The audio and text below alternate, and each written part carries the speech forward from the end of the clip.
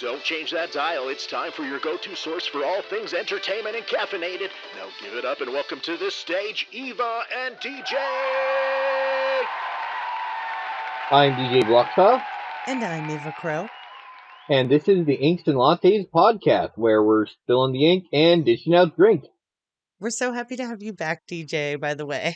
Just want to say, Chris was great. I am glad to be back. Chris was great to fill in for you, but we are happy to have you back.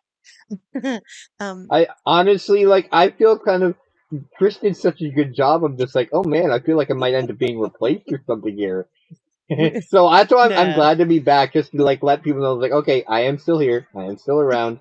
I didn't just leave just because I was done. I had some technical issues, just easier to have you two record those one episodes yourself. And I've been pretty busy the last 2 weeks. Yeah, it happens. But we're glad to have you back. And so as everybody knows, DJ and I are both members of the Creative Coffee Cafe Discord network, an amazing place where creatives can come together, hang out, bounce ideas, get support from their fellow creatives. It's an awesome community. So today we're going to feature some work from some of our talented members. Today we're going to be showcasing the latest novel from SMR Burton called Making Shadows with Their Footprints. It is an adult literary and psychological fiction that toes the line of dark romance with mental illness and mental health threats, outdoor spice, and elements of magical realism. It features the confident, sexy, and independent Nora, as well as James, a strong yet gentle-hearted hockey player, as they navigate the complexities of their burgeoning romance and find themselves embarking on a journey of self-discovery, confronting their fears and challenging their beliefs. With each revelation and obstacle they face, they delve deeper into the mysteries of their connection, grappling with the supernatural forces that seem to bind them together.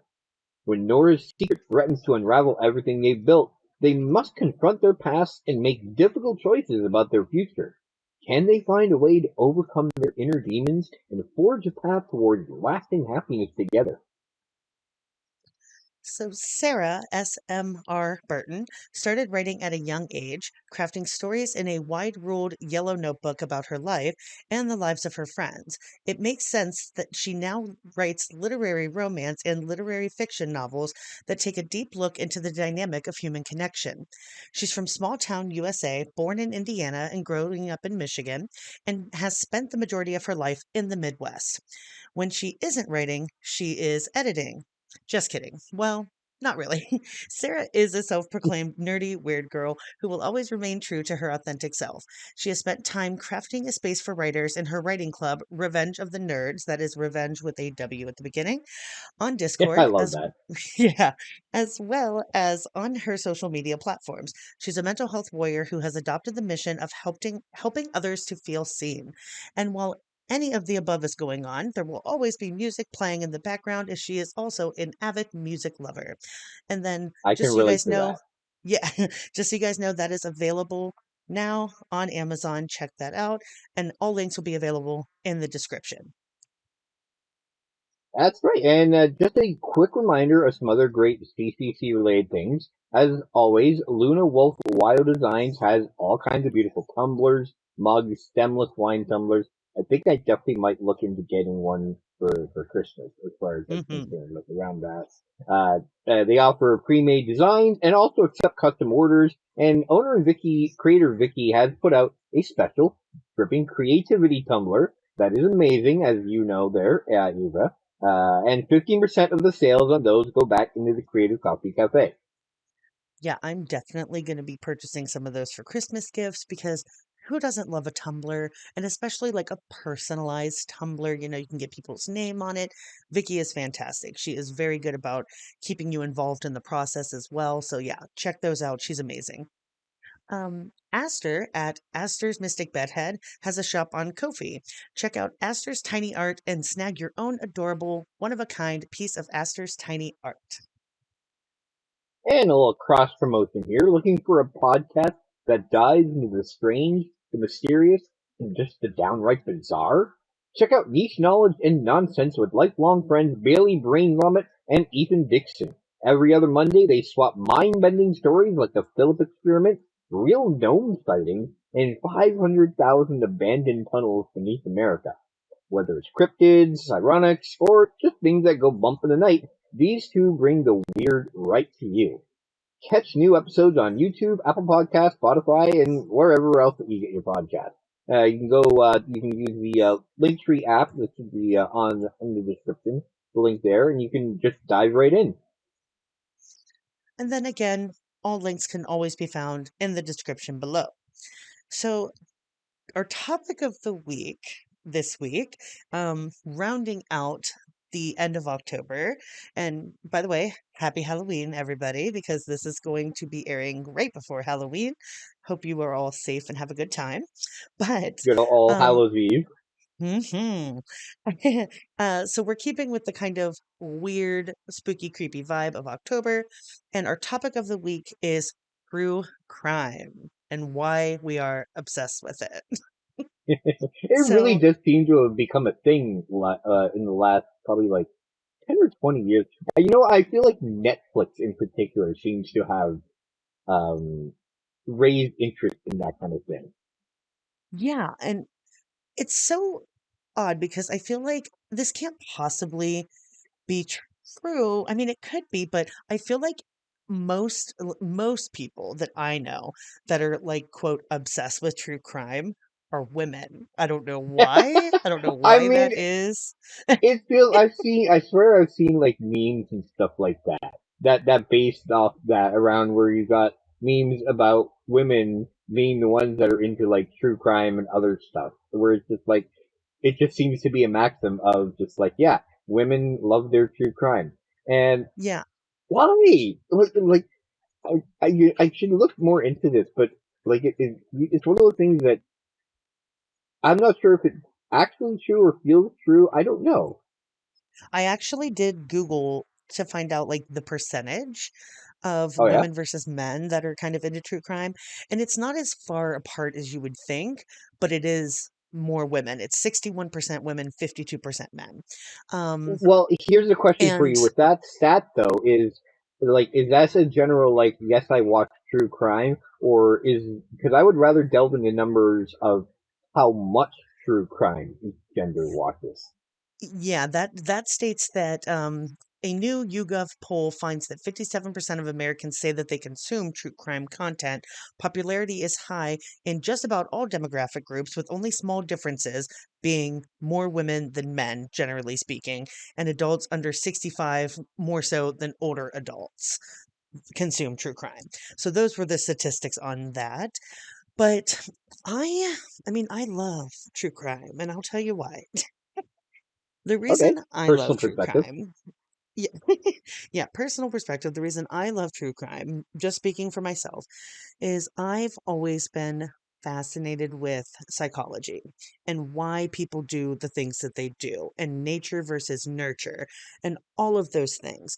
So, I probably, to be honest, I probably missed one of my callings by not going into that industry more, if I'm being perfectly honest, because I would have loved that. But it is what Detective, it oh, is. Detective Crowe would have been so good too. Yeah, that's why I say it's one of my callings that I feel like I may have missed out on. But I love knowing what makes people tick and why people do the things that they do. Because I feel like when I watch true crime, it's tough to watch. You know what I mean? Like Yeah, I don't sit there like, "Oh my God, I love this so much." It's so I mean, I do, but I don't. It is difficult to watch, and it makes my skin crawl, and I don't know if that's also because I like horror stuff and I like that like feeling of being like creeped out, but it's just fascinating to me, I, the and I think things that people do. horror is different too in that it's not real, right? Like these are just like Right. horror movies and stuff. It's not Mhm. real. It's creepy. So at least you've got that kind of what's the word I'm looking for? Like uh, where you can go, you can watch it, but know that this is just a Right. fabrication. It's fiction. It's not real. So it's scary, yes, but at the end of the day, when you're done, you can just be like, oh well, that's not real. Watching true crime, when you're done watching true crime, Mhm. you're just like, okay, that was scary as hell, and that actually really like happened. Although that gets into like my thing with true crime is that the problem with stuff like that is the line between how much of it is actually true and how much they not necessarily fictionalize but sensationalize certain aspects of it. Hmm. Right. And that's something that you get a lot with serial killers in particular. You know what I mean? Oh, Criminal And Minds, especially and I like all know, of these shows that are coming out now that are like, quote, they're like scripted shows, not true crime shows necessarily, but like they just came yeah, out with that new Menendez brothers one, for example. And a lot of people are pissed off about that, about the way things were portrayed in that. And that will always be the case with true crime shows like that. The Dahmer one that Evan Peters did. Oh, I don't know if you've seen that, DJ. It's no, amazing. really. Oh, so good, DJ. It is so, so good. You know who Evan Peters is, right? Actually, no, I don't. No, I don't. Oh, you will if I tell you, I'm sure. He is he's from American Horror Story. He's one of the biggest like main characters that came out of the original American Horror Story. If you Googled him, you'd probably recognize him. Okay. Um, he played Dahmer in I want to say it was Netflix, if I recall correctly. I think, Um, yeah, yeah. Because I do remember seeing when the Dahmer film came out, and there was this whole thing I remember about all the women who's like, "Oh my god, he's so handsome and sexy." It's like, "Oh my god, really?" right. And it's one of those things where it's like, I'm very torn on that aspect because that is part of it in a sense, like with people like Ted Bundy, for example. Yeah. Oh, He's yeah. a That's who very I was thinking of. attractive, Was yeah, Ted I Bundy mean, and all the yeah, women that were attracted to Ted hmm Bundy, and it kind of, you're right. yeah, it becomes like a weird thing where you're like, he was attractive and that was part of his deal. You know what I mean? Like, Yeah, that was how he was able to get into these situations with these people because he was charming and he was well spoken, and they so often are. That's the thing. that's Like, how they people think get of you. monsters as like horrifying, grotesque people. You know what I mean? But Yep. like, monsters come in all shapes and sizes and It's that all. halo effect, right? Yes, I like that. I've never heard that phrase before, but I like that. Yeah, it's That where halo like effect, yeah. people that look better, you automatically assume more good attributes about Yeah, people that are better looking, and when you have someone who right. doesn't look as good, you tend to unconsciously, oftentimes, unconscious bias Mhm. of thinking that ugly people have less desirable traits, and obviously that's not inherently true. Right. Right. And it's just yeah, true crime is wild to me because there's so much of it. You know how like sometimes you get obsessed with something and you start watching like everything you can on it, and then eventually you run Oh, out of things to watch. You know what I mean? yep, yep. Like I got obsessed. I'm a big like ghost paranormal person, and I got obsessed with that for a really long time, where I was constantly watching like ghost investigation shows, and I've now pretty much ran out of them. I've watched even the ones I don't like I was gonna because I say just you wanted to start to watch get into something. the really like not just like a B film, but like the D films, and like the ones where it's just like, okay, was this made Yes. in someone's basement with one camera, and like Right. a tiny Right. little And like microphone? exactly. And like I got to the point where I was like, shit, I have watched literally everything that is streaming on Ghost Investigations. But with true crime, that is not a thing. There is There's so much always, well, I out mean, there there's always because more there's crimes so being much done, right? crime. Well, and there's always new ones Right. being done. Like it's there's always Right. gonna Like be new even material. now, yeah, even now, the Menendez brothers are coming back around as all this new true crime stuff opens up about them again. And that's a decades old case. And it's now resurging because they are going to possibly get another trial. There's And literally so a people case, are yeah. fascinated with it. There's really a Yeah, case that's going on fascinated. in my area right now where there's a woman that's being investigated as a serial killer. Oh, that And is, so and the that's going to thing be a is, fun it one too. happens more often. Yeah, it happens more often than people think. A lot of it you don't hear about as much unless you're from the area, but it is constantly happening. And it's not just serial killers either, like missing persons cases. Like there's a show called Disappeared, and What? it is I think I've heard of crazy, that one. DJ. Yeah, yeah. It's nuts because half the time, and most of those are unsolved cases, unsolved missing persons cases. I forget the exact number. Let me look real quick. Well, it reminds me of Um, what was that show, 48 Hours, I think, or something like that, or I love that show. where because it was all about like missing people, right? And, or where oh no, I think it was where they had Yeah, like a murder or something like that, and they had that's 48 usually hours murder or some kind of yeah. disappearance, and And they they say that had if you don't have like a solid lead within 48 hours, you may not ever yeah, solve that case. yeah. Is kind of like the thing that they say. Um, just for a numbers thing, according to the Justice Department's National Institute of Justice's National Missing and Unidentified Persons System Program Database, that's a lot of words, 600,000. Let me say that number again. 600,000 Ugh. individuals go missing in the US every year. Wow. Just the US. Isn't that I insane? mean, it's funny because when you think about it on a percentage scale, you look at it, it's like maybe like a Mhm. small percentage, but that's when you Mhm. think about small percentage. It's an astronomical That's number still though. 600,000 people. When you divide that into like 50 states, that's 10,000 people per state, like over. Yeah. It's crazy, dude. And like Like that's a true small crime town. spans right, right? And like true crime spans so many different things. It spans the gamut from serial killers to missing persons to there's a show called I Am a Stalker. And it's a show where they literally interview people who are imprisoned for stalking. And that show is nuts as well because a lot of those people were like, I had no idea that what I was doing was stalking. And they like go back through it and you're like, this is bone And you're chilling. just like, Like how can you not actually realize bone that, chilling. right? Yeah. Oh, it's Yeah, crazy. because people think of stalkers as like some creep like hiding in a bush, like with binoculars. And it's not that. Nope. I mean, it could be, but it is very scary Yeah, shit. like Like it's one true crime is aspect of just it, so but scary. yeah, there's so much to it. There's so many different ways that it can be done. Like there's just it's what I like. One of my well, I shouldn't say my favorite phrase. But one of the phrases I like is just truth is stranger than fiction in a lot of cases. Where like Oh, it there's really just so is. many things where it's just like okay, there's no way anyone could make this shit up. There's just no way. Right? Which is going to Right? Like, and lead there's so me many cases that come to mind. so yeah, that's gonna lead What's me that? into my pick of the week, I think, because Yes. yeah, my pick of the week. So we're gonna pick kind of like I guess a true crime that we I guess no I wasn't We're gonna. not going to say favorite true I was, crime. like, I was trying to be like I'm That's not not. gonna say favorite. I'm not gonna say one I like, but one that we have that we have maybe interest in.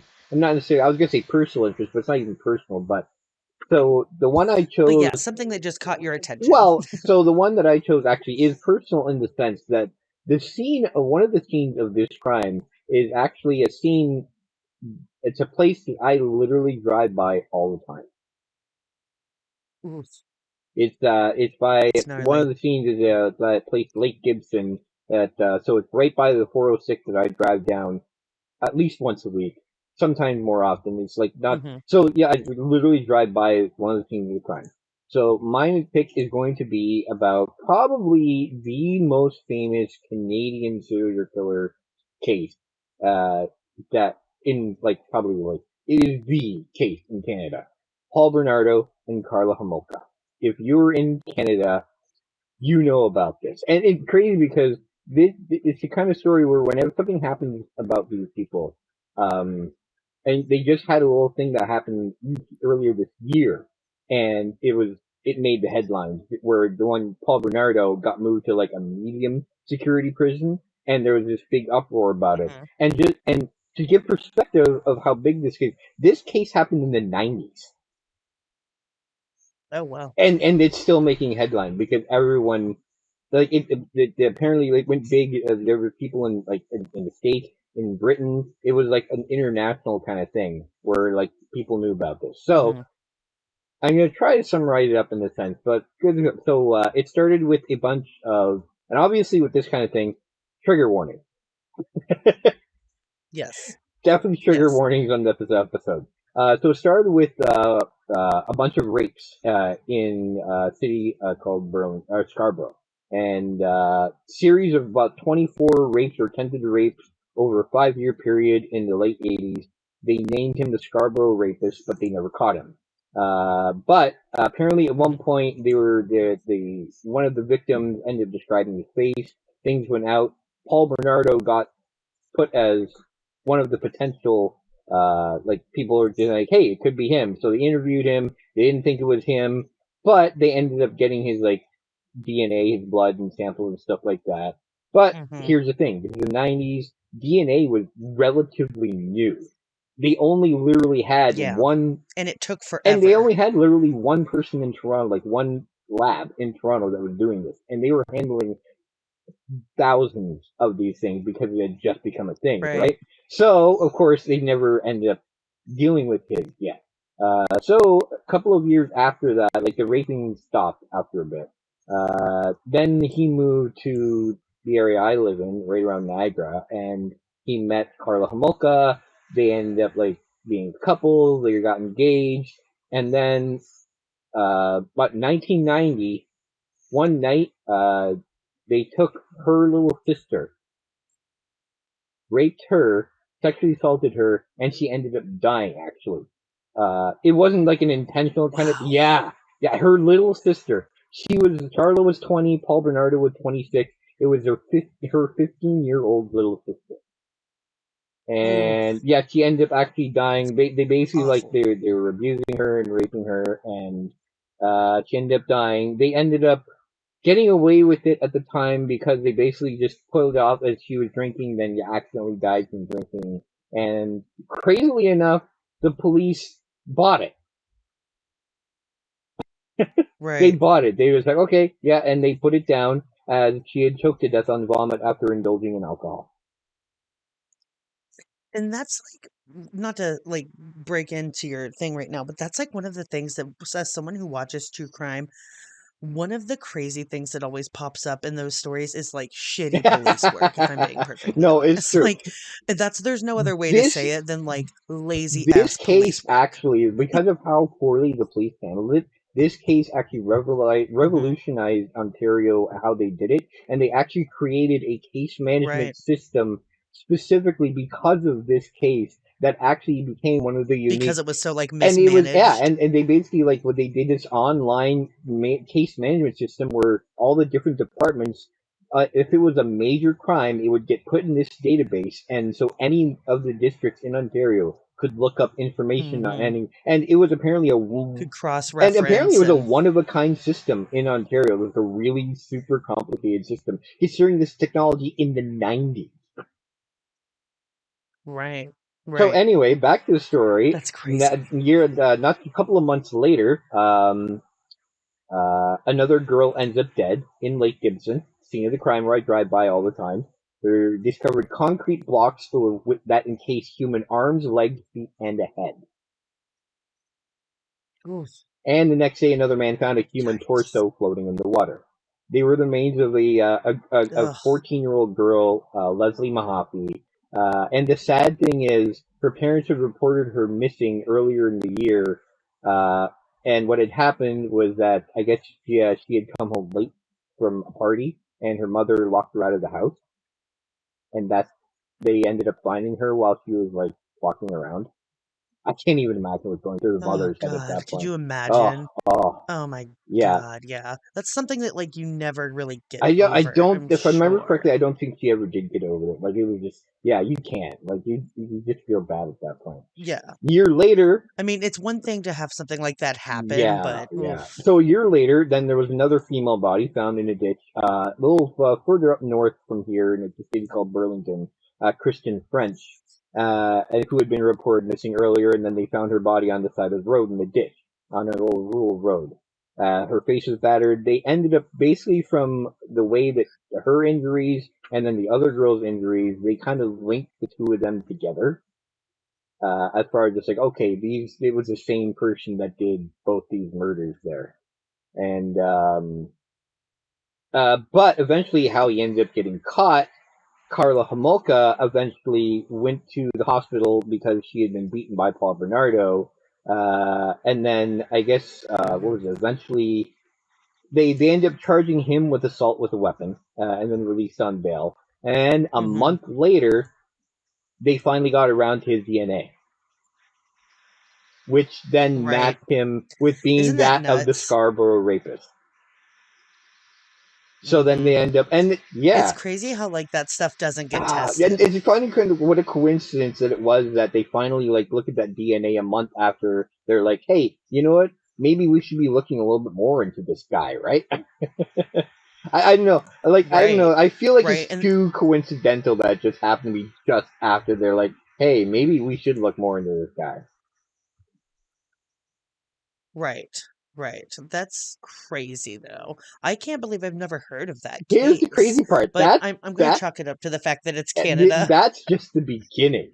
See that's just the beginning in the sense where Right. so he ended up getting arrested. Well, they ended up going to her. She initially wasn't cooperating. Then finally, she said she would testify him on the condition that she gets granted immunity from prosecution. I'm still looking at him. It's like Of right. course. I'm like, Yeah. oh my god, that's such a Law and Order thing right there. But no, and they actually went that bad. But here's the thing: they didn't agree to immunity, Hmm. but they were willing to consider a reduced sentence. So Right. they eventually did arrest him for the murders of the two girls and the Scarborough rapes. Then they interrogated Carla Homolka for a while.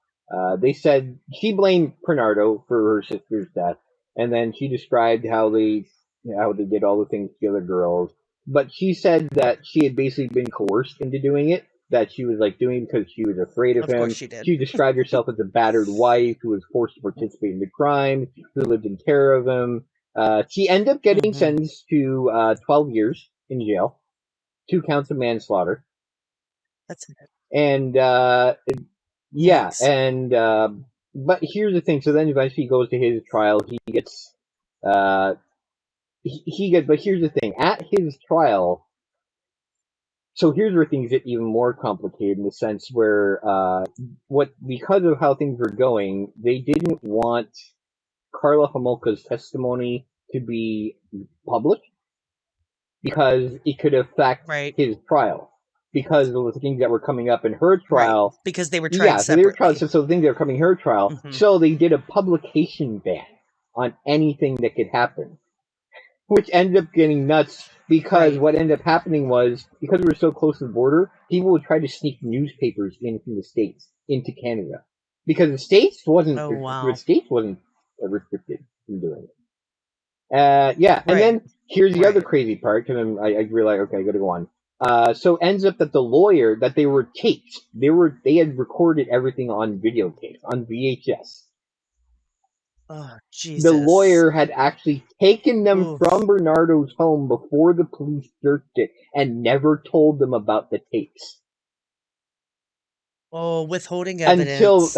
Bernardo got a new lawyer who then found out about the tapes, gave them to the cops, and then became part of Bernardo's Right. trial. Then all this stuff came out, and when they watched the tapes, they realized that Carla Homolka was not a battered wife. She was just as consenting. She was Exactly. just as involved in it. She is just as complicit. And it became this outrage in Canada about the fact that she only got 12 Right. years for that she could have got more. Right, because she can't be tried Yeah, again and for it. that's the thing. They said the basically the justice said, "I'm sorry, there's nothing we can do about it." Like it was Oh, man. so I can imagine that's the why like this thing. outrage. So she ended up getting out after 12 years, and initially she moved to some like Caribbean island or something like that, and then and ended up marrying the brother of her lawyer. Of course. Gross. Until a Jesus. Canadian found out Like, where she was, and then then apparently she moved back to Canada and she lives in Quebec. And right. there's so many things where That's like oh yeah crazy. her name comes up every so often, and whenever her name comes up in something, it becomes this huge deal that is all over the Canadian newspaper. Like this is the case in Canada. You say the name Paul Bernardo in Canada, people know, and this happened 30 years ago. That's how Right. big it was. Right. That's But crazy. anyway, so yeah, Oh, it was man. crazy. So we'll Um, go on to yours now because I think I've taken up way too much time. But okay. So, my pick is Ariel Castro. And Ariel Castro is a Cleveland. It happened in Cleveland. He is a man who kidnapped three teenage girls and held them hostage and tortured and sexually assaulted them for Ooh, over 10 years in ooh. his house. So, Ariel Castro, yeah, he's a bad, bad guy. Um, so really long story short, he basically lived in this super shady house in Cleveland. The neighbors had always said that the house like was kind of just off, right? The neighbors were like, it was always a weird place, whatever. But people knew him in the community. People knew him. He was a school bus driver for a local school, That like a gives them children's so school much bus driver. access to kids Um, too. Oh, Mhm, mhm. And so he was originally born in Puerto Rico and came to America to Cleveland in I think the 60s. No, he was born in the 60s, I'm sorry. And then he moved here to Cleveland and his wife ended up like leaving him in the mid 90s because he was abusive to her and her four children, including things like death threats, physical abuse. He broke his wife's nose, dislocated her shoulder twice. At one point, he beat her so badly that she had a blood clot that had formed on her brain. So years of abuse. She finally left him. Um, and he even frequently abducted his daughters and kept them from his wife. So that's the kind of guy that we're dealing with here. So in 2012, he was fired from being a bus driver for leaving a child alone on a bus. Twice at that point. So they finally fired him. But long story short, what he did was he ended up kidnapping these three young women who all knew him from the town, whatever, from the area, from his daughters. One of them was friends with his daughter. He basically lured them into his house at different times, different ways. One of them, he promised like that he said he had like a puppy for her son. She was trying to get custody of her son back. He gave her a ride, took her to the house. It's a whole thing. Um, and basically he kept them there from 2002 to I think it was geez. So like 2013 when 10 years, he finally like got just over caught. 10 years. Wow, Yeah, over those just poor. over a decade. Three women, and he would keep them in separate rooms sometimes together, constantly just repeated sexual assaults, repeated beatings. He fathered children with at least one of them. Um, and the child then as well was held hostage in that house. So that child spent years of their life in that house, referred to him as dad. But they were all terrified of him. He was horrendous. He would keep them chained to the basement, rafters at times, beating them, again, sexually assaulting them, all of the most horrible things you can pretty much just imagine. Um, and so the way that he got caught was one day he apparently, because he used to lock all of the doors, he would lock them in the rooms, etc. He never let them outside. It was very much a prison. They were kept in very small rooms. um, and eventually there was a day where he apparently, I think he was going to McDonald's. Just weird fact. I think he was going to McDonald's to get food, and he left somewhat in a hurry and forgot to lock the door that had an alarm on it as Ah, well. So like they knew that that door had an yes. alarm on it. He forgot to lock it. And uh one of the girls, I think it was Michelle Knight, was one of the women. She was um basically ran down to the stairs, started realizing that it was unlocked, started screaming, "I'm Michelle Knight, I'm Michelle Knight, I'm here, I'm alive, someone help." And so that's how he ended up getting caught, right? It was just this crazy story that like rocked the entire state, the entire community. I mean, people were talking about it all over the country because these all three women survived and endured all of this horrendous torture and treatment, being forced to bear children with this man. It was Everyone's horrendous, worst horrendous. nightmare. Like there's even an account. This is crazy. Yeah, there's even an account of like one of the families held a vigil for one of the girls that was on the news, and he's Oh there God. Oh at the God. vigil on the news. He's there. He took a flyer from the mother, told her that, he's there for her. He hopes that they find her, that's blah, blah, so blah. And the bad. entire time he had her held Oh, hostage in his home. So yeah, really, really horrendous human being. He ended up getting arrested. I forget, let me see what his actual charges ended up being. He ended up getting let me see here. I had the exact thing and I lost it, of course. But he ended up getting life in prison, well, like I would consecutive hope so. life terms. Like he would never, yeah, he Yeah. would never get out of prison. Let me see if I have it here. Um, Okay, he testified on his own behalf during his trial, which is crazy. Equal parts defiant and repentant, claiming that it was consensual and that sometimes they What? even asked him for the sexual acts and things like that. He was never forceful with them, is what he claimed. And A lot of yeah, crap, that was his basically. case. Basically, he was very, very strange in it. He was sentenced to life plus 1,000 years in prison.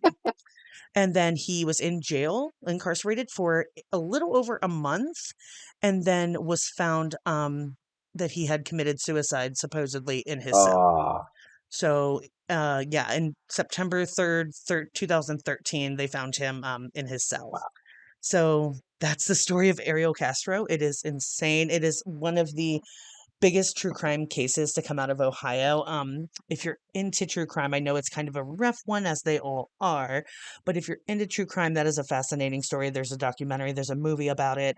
So you should definitely check that out. But I know this was kind of a tough episode to talk about, but it's one of those things that true crime is everywhere and it is what it is. And I get the appeal of people liking true crime, but I think it is important to just remember that like these people were victims, are victims, these families are victims. So, just tread with caution whenever you're dealing with true crime, basically. But so yeah, I think we're gonna have to wrap up this week's episode of Inks and Lattes. Thank you guys for hanging out with us. We're happy to have you back, DJ. It was so much fun. We are here every Wednesday as part of the Dripping Creativity podcast, hosted by the amazing Chris Corvin. So please be sure to subscribe if you haven't already. And if you want more information about the Creative Coffee Cafe and how you can get involved, visit the website creativecoffeecafe.com for more info, and the sign-up form for the Discord can be found there as well. And lastly, if you have any news or projects that you'd like to share, send it over to submit@creativecoffeecafe.com, and if we can, we'll get it on the next episode. Thanks again for tuning in to Inks and Lattes, where we're spilling the ink and dishing out drinks.